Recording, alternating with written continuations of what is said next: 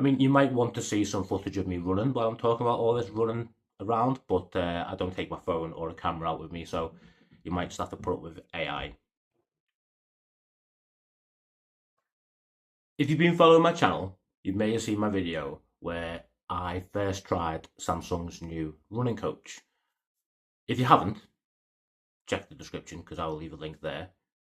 This is something I was really excited about when I first seen it. The main reason being because I've always wanted to run and I've always tried running. I've dipped my toe in. It just never sticks. And it never sticks because it's boring and it's difficult and the weather. It's just, well, it's not easy to start running, right? Well, easy. Yeah, it's fairly easy to start running. It's just not easy to keep it up and keep going. And for that reason, I've always been like intermittent. I'll do it 3 or 4 weeks, stop. 6 months to a year later, try again, stop, try again, stop. This time feels different because with Samsung running coach, it takes away the biggest problem for me, which is the boredom. Running is boring. So the way I used to do it was I'd plan a route of about 5k and then I'd go out and I'd do that run and I had no idea what pace I should be running at, so I exhaust myself, I feel like crap, and then a couple of days later I go out and do the same again. Do that 3 or 4 times and you just lose all motivation to run whatsoever. Where it was interesting for me with the running coach was, first of all, telling me where I'm up to. Like I said, I have no idea what pace I should be running at and how to improve on that. I was just running for 5k and then dying. But with this, you do the 12-minute test at the beginning and it tells you what level you should be at. Kind of build your plan around that, sort of, which I'll come back to in a minute. So for me, after the running test, I was at level 4, which is training towards running a 10k, which at first made my, you know what, do this. Simply because how was I going to do that when I'd struggled to do a 5k without slowing down into a walk and taking 2 or 3 walking breaks to running a 10k?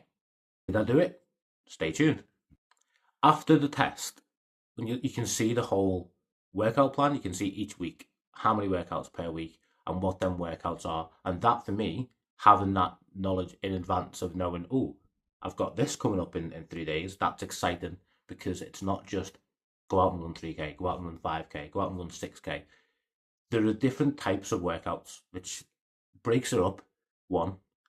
2, makes it exciting because you're not just in that repetitive mode.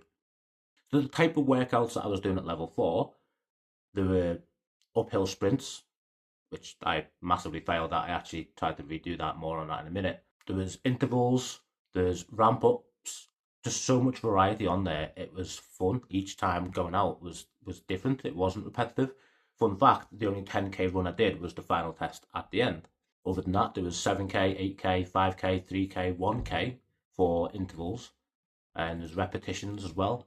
It's just really good. So doing them workouts throughout the week and each one being different is really fun. And say when the days when I couldn't, because like childcare or working long days or whatever, I was excited for that day where I'm going to go running and I'm like talking about it in work, like, oh yeah, I've got this intervals, like 5k intervals over the weekend. It's going to be ace, can't wait for it. And it makes running exciting, which is something I never thought I'd say, because yeah, running is boring. End of. Okay, I'm going to say that a lot, and I know I am. So all I took with me was my Galaxy Watch Ultra, nothing else. So no headphones, no phone, nothing. It's quite nice to have the feedback coming through the watch of like, you're going ahead of pace, you're going slower than pace, and that guidance is really good.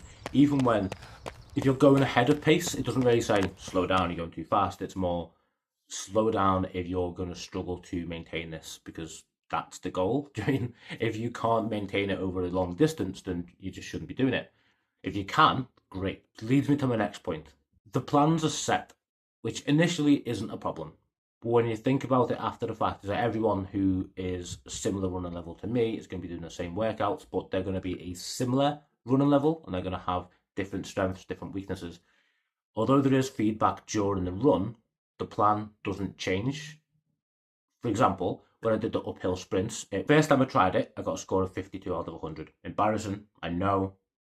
So I went back out and done it again a couple of days later. I did do better. I got 68, which is still classed as a fail, but it was better.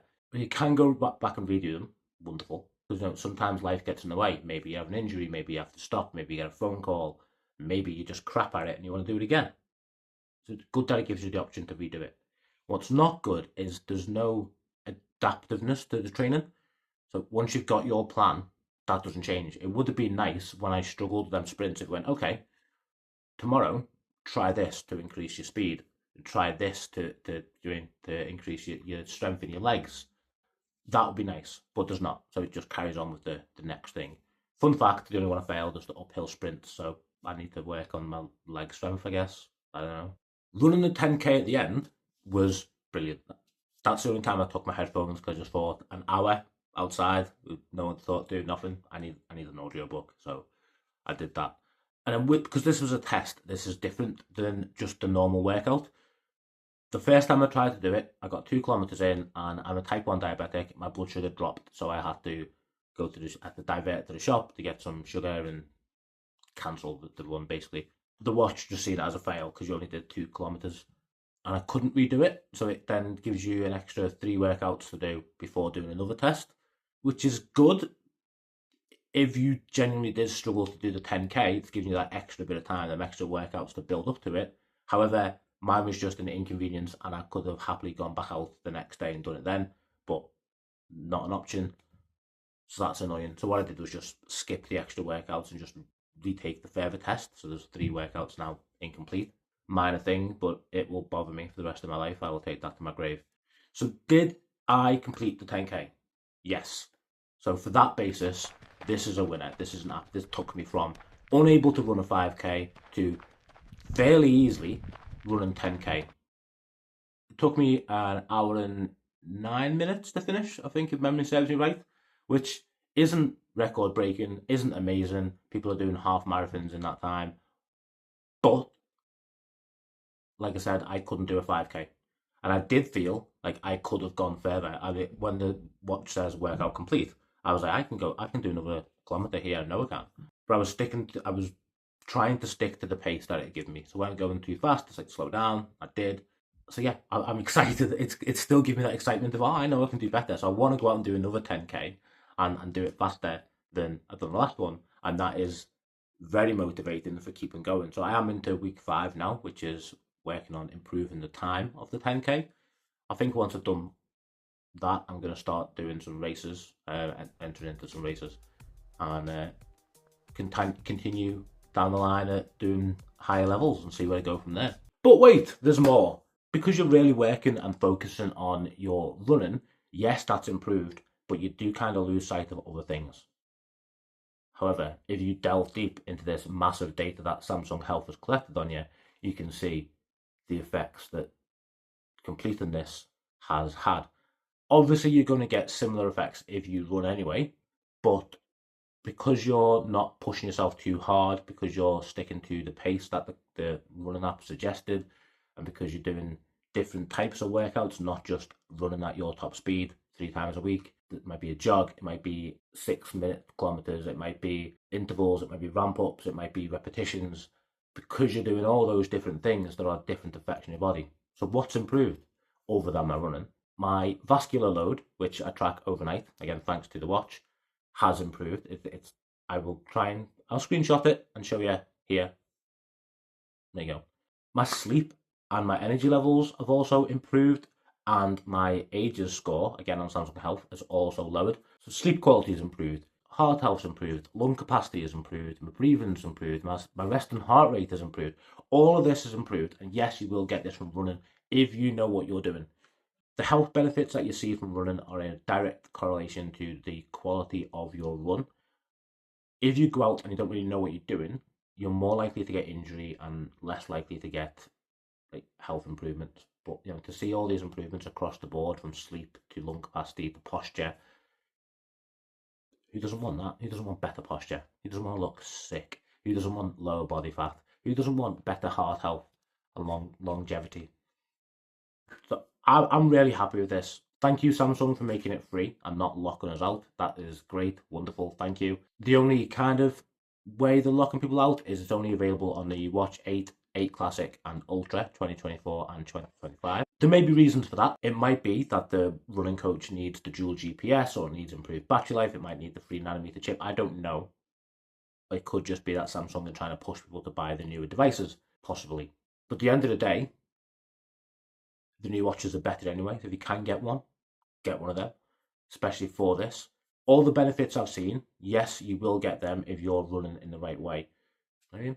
But I fully suggest you go out and try it. I will leave links to follow me on Strava and Instagram down below. That's the only places I post my run. So come follow along and share your running stories with me in the comments and on Instagram, because I need more running buddies, more running friends. Thank you for watching. Subscribe if you want to see more content like this. And check out one of these videos that Google thinks you'll like over here. And I'll see you in the next one. Thank you.